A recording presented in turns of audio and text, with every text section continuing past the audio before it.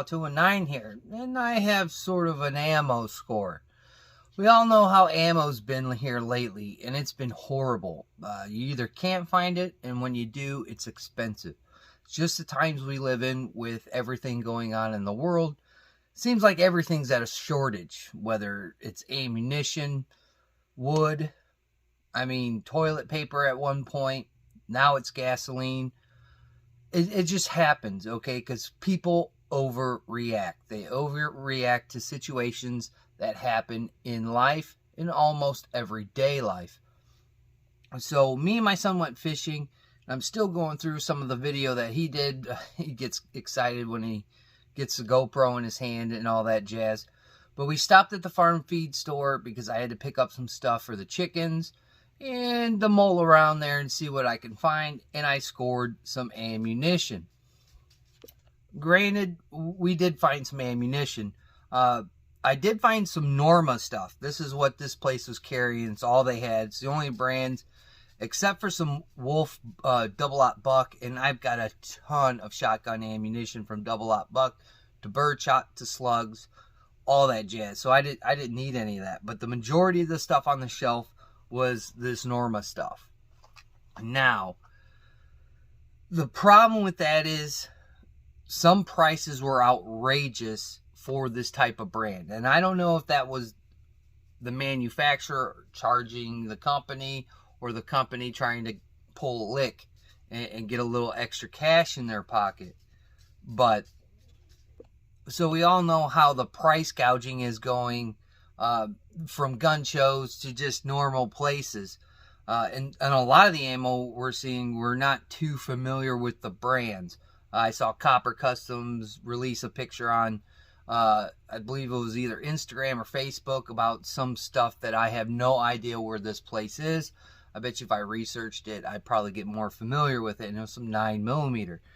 So there's all kinds of different stuff on the shelves. You just got to kind of be aware of it, of who's manufacturing it, if it's reloaded, things of that nature. So I did find some of this. I do own a 308. That's what my Savage Axis is for deer hunting, is a 308. And I came across a box of this stuff. Now, the stuff above it was some 22 long rifle from Norma. Regular old lead round nose. No jacket. It was just lead round nose. $8.99 a box. I cannot pay $8.99 a box for that kind of ammunition. I'll never pay that for 22. I think the most I've ever paid for 22 right now in the ammo crunch was some CCI mini mags. And I bought a sleeve of that. I think I bought 2 sleeves of that for about, I think it was like $16 a piece. So that's pretty high in tail. But I've got a lot of varmints and stuff, and that round works really good to dispatch them. So on this other shelf below the 22 was some Norma stuff, 223, some hollow point. I don't know if it was boat-tailed, but I looked at the price. It was $49.99 a box of 20. I'm not paying that either. That is way over $1 a round for 223. Even though it's hollow-pointed, that doesn't matter to me because I was buying hollow-pointed rounds for about $8.99, $9.99 a box.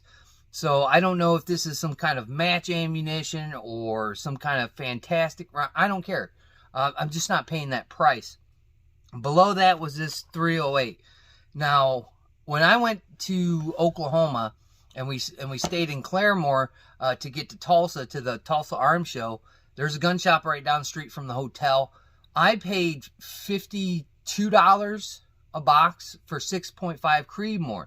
That's expensive. The gun show up here, it was even more expensive. I got the price down to about $70 a box. So you can see where prices are just fluctuating in all parts of the country at this point. I actually found these for $21.99 a box. Still a tad bit expensive because the Hornady whitetails that I hunt with with my 308, that stuff sat around, I believe, $18.99 a box. Sometimes I can find a little cheaper, about $17.99 a box. Pre-Coco. So this wasn't a bad deal for 308. And we'll cut it open here and we'll take a look at the round. So this is a fresh box. We'll open it up and take a look at what the round looks like. If I can get it out of there. They got it kind of packed. They got it packed nicely, if you can see it like that. So we'll try and hopefully get a round out of here some way, somehow. Maybe push it up on the side. How about that? That'll work. That's pretty handy dandy. So there's the round. And it's a soft point. Okay. And then, let me see. Everything looks like it's fresh ammunition. Because sometimes, you know, you never know. I bought boxes of some stuff a while back that was just all reloaded. But that's pretty nifty that it will break off. And I could just take one of these to go deer hunting with and throw it in my pack. So it looks good. It looks good. Ballistics on here. Let me see what we got. 3,500 feet per second. Not too bad. Of course, the farther you go out, the more the round dips. I'm shooting about 100 yards, so we're at 2,667 feet per second. Not bad. Not bad. I could do that at 100 yards. So, I mean, again, massive knockdown power, premium precision. 20 cartridges for $21.99. In this day and age, to find 308 when 308 is almost non-existent on the shelf is pretty good. Pretty good in my area. Again, I don't know how your area is in the fluctuation of what kind of ammunition you can find. Here, you'll be lucky to find what I found the other day. So, I mean, I've shot Norma stuff. I shot their just regular ball ammo, their 223. Didn't have a problem out of it. Never shot their stuff, their 308 stuff. So I'm going to have to run this through that Savage and see if that thing likes this kind of ammo. Because right now, I've shot some Armscore 308 out of that gun, and it didn't quite like that type of ammunition, but it really fed the Hornady Whitetail soft point really, really well. So I'll probably experiment a little bit with this ammunition, see what the groupings are, take it to the range and make my decision. I got quite a few boxes of the 308 stuff because I have the Hornady, I have this Norma stuff now, and I had a couple of boxes of Fort Scott Tumble Upon Impact 308. So I have quite a different variety of 308 to choose from for hunting this year. That's why I bought the 6.5 Creedmoor, just because, you know, recoil on a 308 is stout. Not getting any younger, so 6.5 is a little bit smoother. But yet, I like to shoot that 308.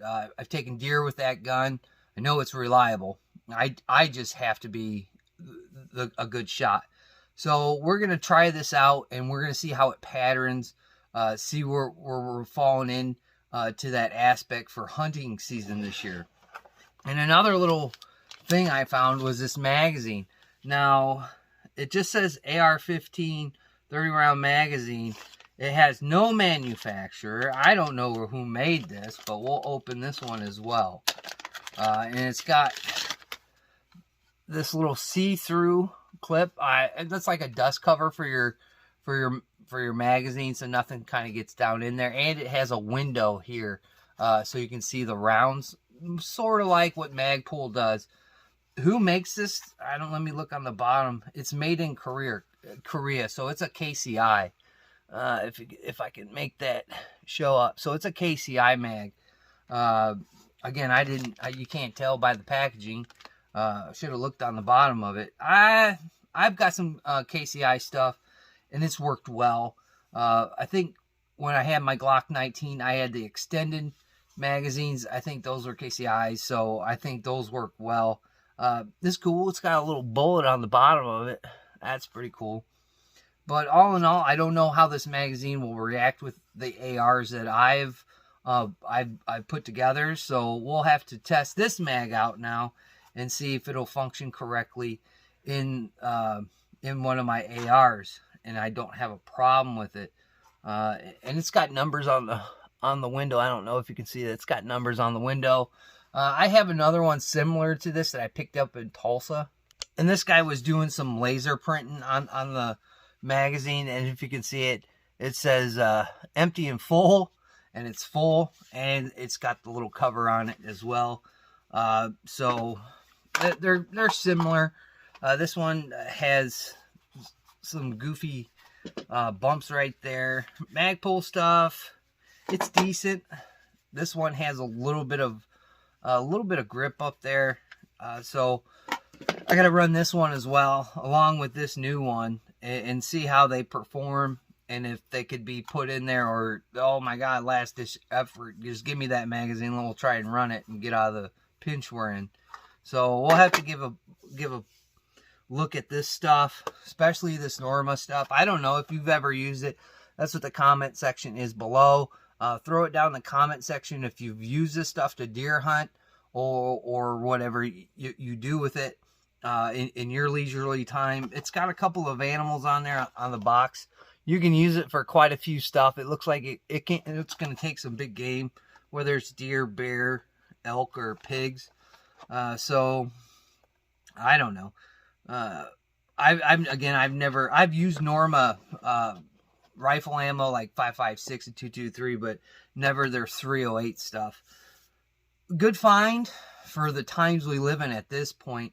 Again, I paid $21.99 for a box of this stuff, and it was limit 2 boxes per customer on any kind of ammunition, so you couldn't go there and scrape it all up. And I think I paid $14.99 for the magazine, so basically the price of what Magpul stuff goes for. And we'll compare them and we'll see how it goes. So that's my little bit of an ammo score that I did yesterday. Again, I'd like to thank my old and my new subscribers, just the people that zip through. I greatly appreciate it. Don't forget to like, comment, share, and subscribe. Hit the bell for more notifications. Please do that for everybody else that you watch on YouTube. It really helps with the algorithm. Put comments down there. That's what it's there for, to create conversation and stir some opinions about whatever we review on the channel. So with all that being said, like always, guys, I'll catch you on the next one.